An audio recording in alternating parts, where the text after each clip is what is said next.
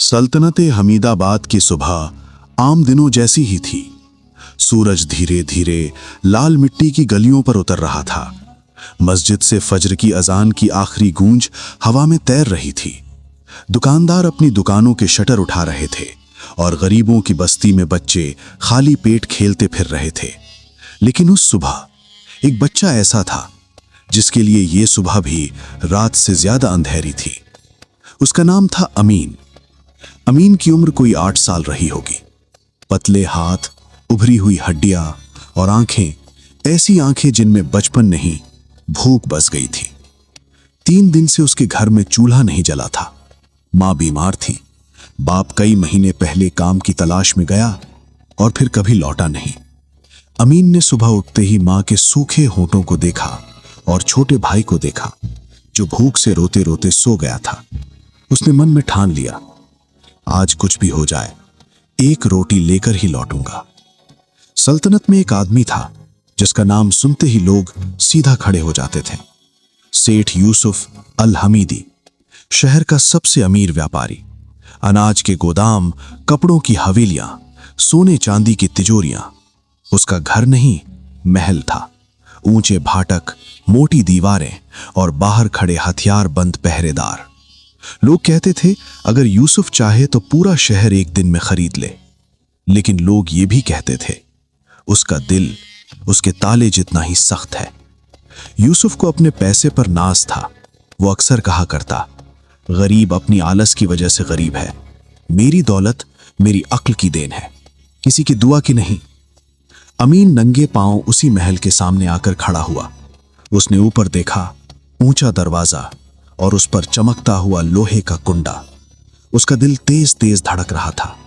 उसने सोचा अगर यहां से कुछ न मिला तो आज मां और छोटा भाई। वो सूझ पूरी नहीं कर पाया।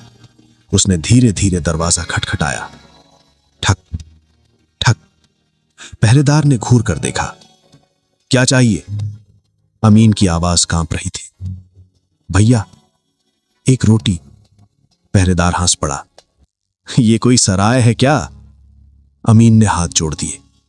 अम्मी बहुत बीमार है, 3 दिन से कुछ नहीं खाया। पहरेदार ने उसे धक्का दिया। भाग यहां से। अमीन गिरते गिरते बचा, लेकिन उसने हार नहीं मानी। उसी वक्त महल का बड़ा दरवाजा खुला और बाहर आए सेठ यूसुफ। सेठ यूसुफ की पोशाक चमक रही थी। रेशमी कपड़े, सोने की अंगूठियां और आंखों में एक ठंडी अकड़। उसकी नजर अमीन पर पड़ी। यह बच्चा यहां क्या कर रहा है? पहरेदार बोला, हुजूर, रोटी मांग रहा है। यूसुफ ने अमीन को ऊपर से नीचे देखा। फटे कपड़े, धूल से सना चेहरा और आंखों में बेइंतहा भूख। रोटी? यूसुफ हंसा। पूरे शहर में काम पड़ा है और यह भीख मांग रहा है।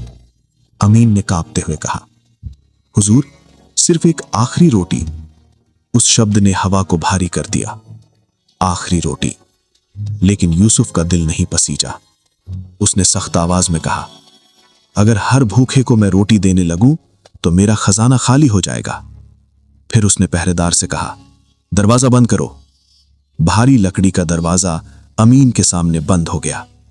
अमीन वहीं खड़ा रह गया।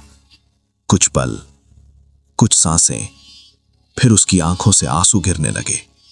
वो जमीन पर बैठ गया। धीरे धीरे बुदबुदाया, या अल्लाह, अगर आज मां चली गई तो मैं किसे पुकारूंगा? महल के अंदर यूसुफ खाने की मेज पर बैठा था।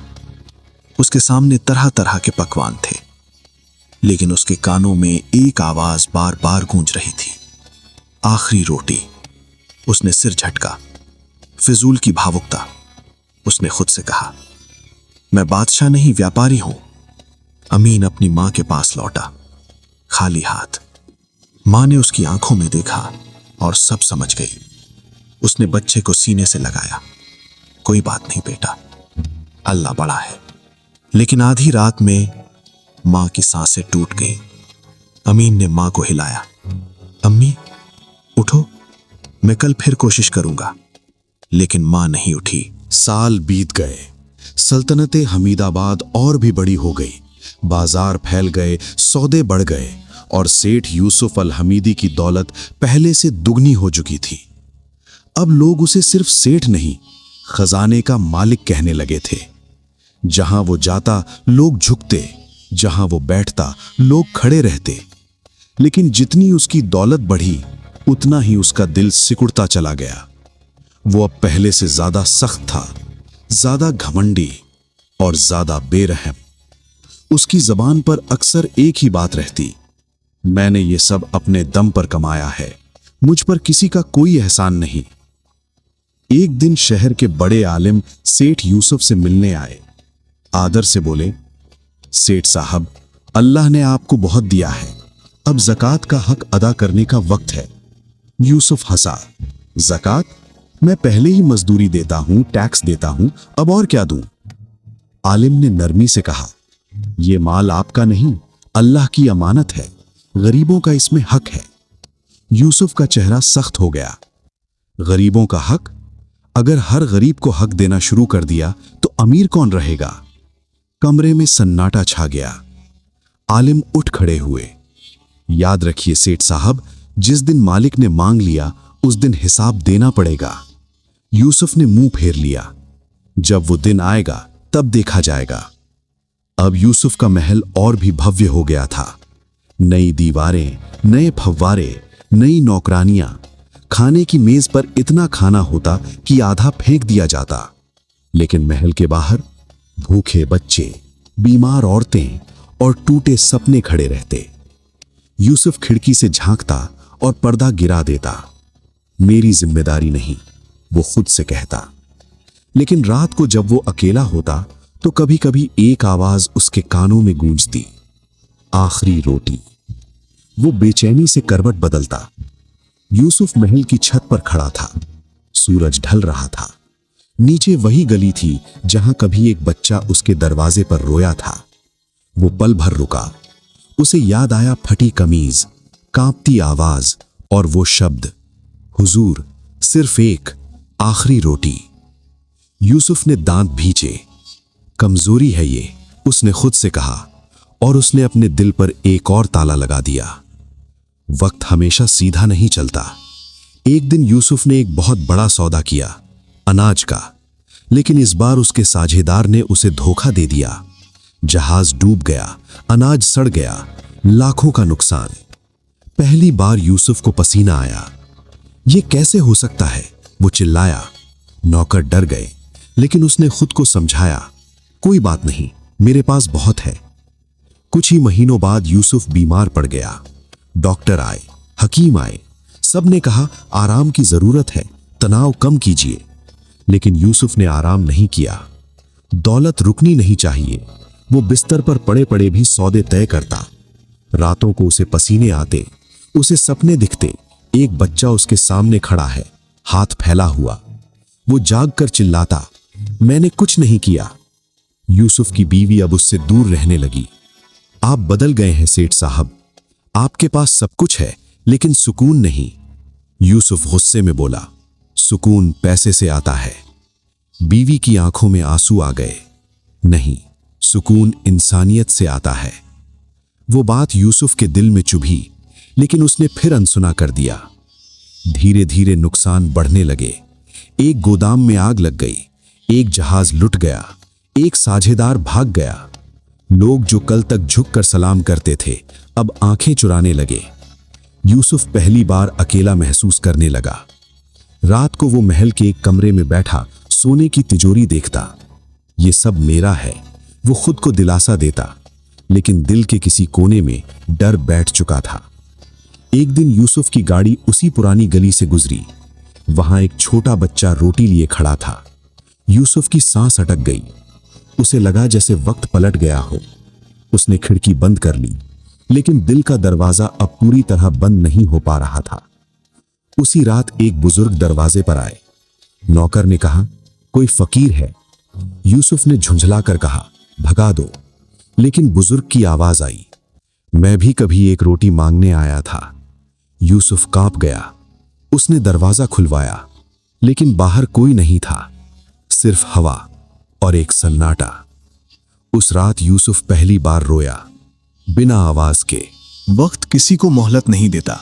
जो गिरावट पहले धीमी थी, अब तूफान बन चुकी थी। सेठ यूसुफ के बचे खुचे जहाज या तो डूब गए या छीन लिए गए। सरकारी अफसर आने लगे, कागज मांगे जाने लगे, हिसाब मांगा जाने लगा। तिजोरी में सोना था, लेकिन उस पर कर्ज की मोहर लग चुकी थी। एक सुबह महल के दरवाजे पर लाल निशान लगा दिया गया, कब्जा। यूसुफ देर तक उस निशान को देखता रहा। उसकी उंगलियां कांप रही थी। ये मेरा घर है, वो बुदबुदाया, लेकिन अब उसकी आवाज में कोई असर नहीं बचा था। नौकर चले गए, रिश्तेदारों ने मुंह फेर लिया, दोस्तों के दरवाजे बंद हो गए। जिस महल में कभी हंसी गूंजती थी, आज वहां सिर्फ खाली दीवारें थीं।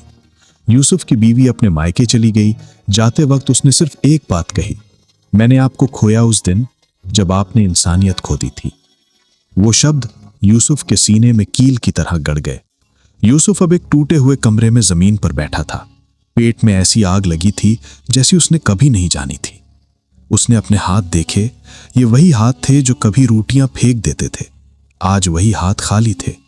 उसकी आंखों के सामने एक तस्वीर उभरी, एक भूखा बच्चा, एक बंद दरवाजा। यूसुफ ने सिर पकड़ लिया। मैंने क्या किया था? दिन बीतते गए। यूसुफ की दाढ़ी बढ़ गई, कपड़े मैले हो गए, चेहरा पहचान में नहीं आता था। वो काम मांगने गया। जहां पहले लोग खड़े होकर सलाम करते थे, आज वही लोग बोले, हम किसी भिखारी को काम नहीं देते। उसने अपमान पी लिया, क्योंकि भूख घमंड से ज्यादा तेज होती है। एक शाम यूसुफ के कदम अपने आप उसी पुरानी गली की ओर बढ़ गए। वही तंग रास्ता, वही मिट्टी की दीवारें, वही यादें। उसका दिल जोर जोर से धड़कने लगा। नहीं, उसने खुद से कहा, लेकिन किस्मत उसे वहीं ले आई थी। उस दिन यूसुफ ने कुछ नहीं खाया था। सिर घूम रहा था, आंखों के आगे अंधेरा छा रहा था। एक घर से रोटी की खुशबू आ रही थी। उसकी टांगें कांपने लगी। वो उसी दरवाजे के सामने खड़ा था जिसे उसने सालों पहले बंद किया था। उसने हाथ उठाया, फिर रोक लिया। मैं कैसे मांगूं? उसकी आत्मा कांप उठी, लेकिन पेट ने उसके अहंकार को कुचल दिया। धीमी सी दस्तक।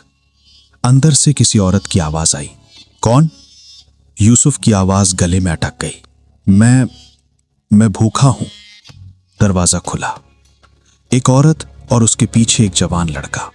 लड़के के हाथ में एक ही रोटी थी, एक आखिरी रोटी। यूसुफ को देखा, उसकी आंखें फैल गईं। आप सेठ यूसुफ? यूसुफ की आंखों से आंसू बह निकले। वो जमीन पर बैठ गया।